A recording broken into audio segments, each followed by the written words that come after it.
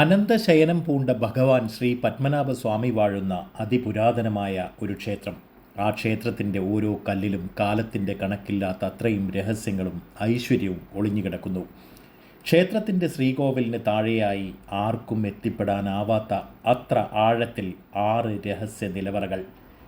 അവയ്ക്ക് ഇന്നത്തെ പേര് ABCDEF എന്നിങ്ങനെ.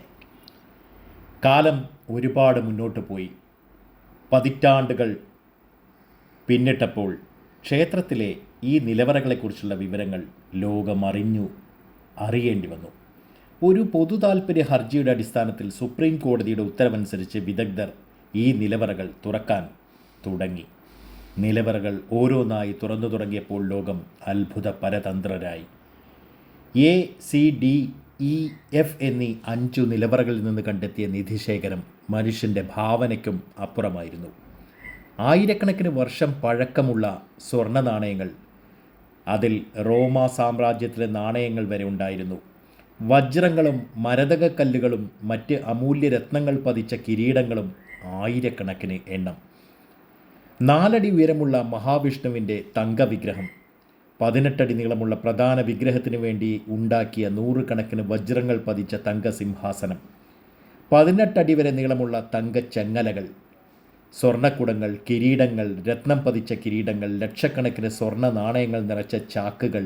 ഈ നിധികളുടെ മൂല്യം കണക്കാക്കിയപ്പോൾ ലോകത്തിലെ ഏറ്റവും വലിയ നിധിശേഖരമായി ഇത് മാറി. നൂറ്റാണ്ടുകളായി ചേര, പാണ്ഡ്യ, ചോള, തിരുവിതാംകൂർ രാജവംശങ്ങൾ ഭഗവാന് വേണ്ടി സമർപ്പിച്ച അമൂല്യ വസ്തുക്കളായിരുന്നു ഇവയെല്ലാം തന്നെ. അപ്പോൾ ഈ നിലവറകളിൽ സൂക്ഷിച്ചു വച്ചിരുന്നതെല്ലാം തന്നെ പിൽക്കാലത്ത് ജനങ്ങളുടെ നികുതിപ്പണമായും മറ്റു സ്വത്തുവകകളായുമെല്ലാം ഭഗവാന്റെ കാൽക്കൽ വെച്ച് തൃപ്പടിദാനത്തിലൂടെ ഭഗവാന്റെ സ്വത്തുക്കളായി മാറ്റി എടുക്കപ്പെട്ടവയായിരുന്നു. എന്നാൽ ഈ 6 അറകളിൽ ഒരെണ്ണം മാത്രം ലോകത്തിന് മുന്നിൽ ഒരു ചോദ്യചിഹ്നമായി ഇന്നും അവശേഷിക്കുന്നു. അതാണ് B നിലവറ. ഈ നിലവറ തുറക്കാൻ ഒരു കാരണവശാലും കഴിയാത്ത ഒരു സ്ഥിതിവിശേഷമാണ് ഇന്ന് നിലവിലുള്ളത്. കോടതികൾക്ക് പോലും ഇത് കൃത്യമായി തുറക്കാനുള്ള ഇച്ഛാശക്തി ഇതുവരെ ഉണ്ടായിട്ടില്ല എന്നാണ് നാം മനസ്സിലാക്കേണ്ടത്.